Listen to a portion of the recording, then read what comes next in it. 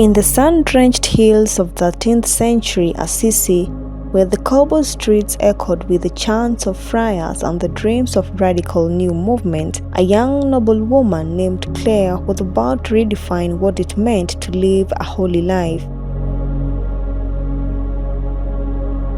While the world around her praised wealth, status, and comfort, Clare of Assisi quietly chose another way, the way of poverty, prayer, and absolute devotion to Christ.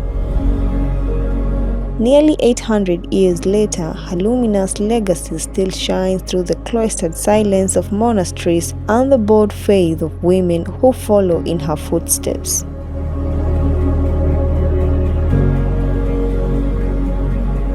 Born in the year 1194 to a wealthy aristocratic family, Clare seemed destined for a life of comfort and influence. Alongside her sisters, she was taught the Christian faith by their devout mother, and from an early age, Clare developed a deep love for prayer and God. By the time she was 12, her parents were already arranging a marriage to a wealthy young man, but Clare resisted. She asked to wait until she turned 18, sensing that her life was meant for something more. That calling became clear during a Lenten sermon at the Church of San Giorgio, where Clare heard Francis of Assisi preach of embracing Christ through poverty and simplicity. His words ignited something in her, a desire to live not for wealth or status but for the gospel. On the evening of Palm Sunday, March 20 in the year 1212, Clare made a bold decision. With her aunt Bianca and a companion by her side, she quietly left her family home and made her way to the small chapel where Francis waited. There, in a powerful act of surrender, Clare cut off her hair, exchanged her fine clothes for a plain robe, and dedicated her life completely to Christ. It was a symbolic break from the world, from marriage, riches, and expectations to follow a higher call. It was a bold, even scandalous move, not just for a young woman of her class, but for any woman of her time.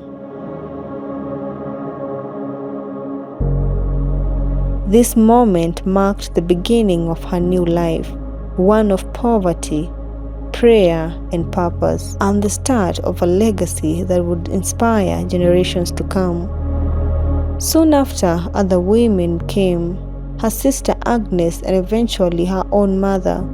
Together, they formed a new religious community, eventually known as the Order of Poor Ladies, and later the Poor Clares.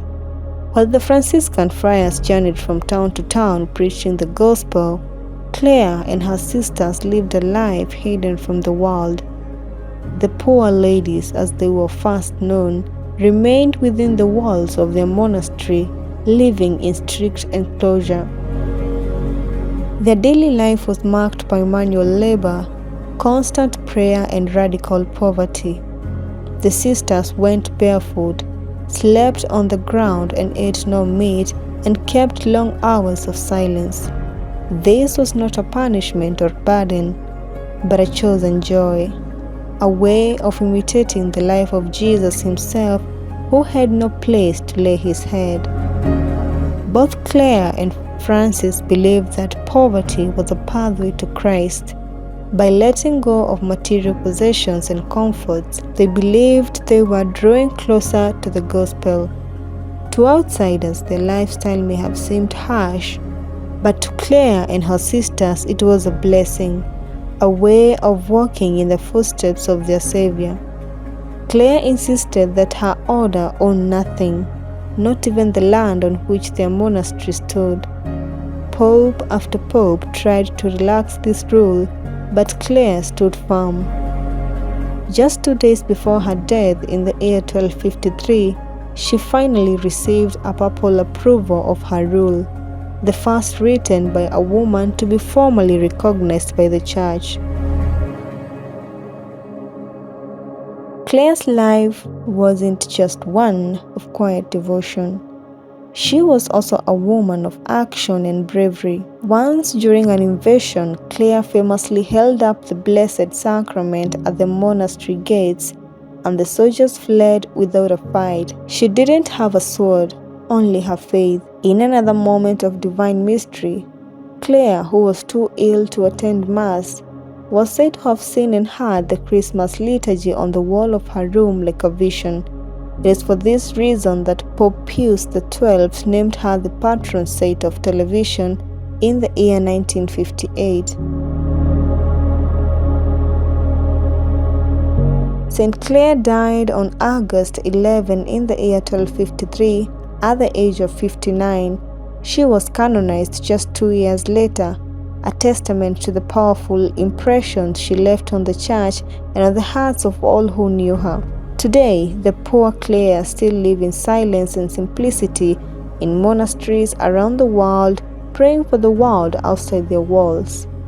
As we celebrate her feast day, we are invited to ask ourselves, what are we clinging to that we might lay down for Christ? Where can simplicity open space for divine grace in our lives?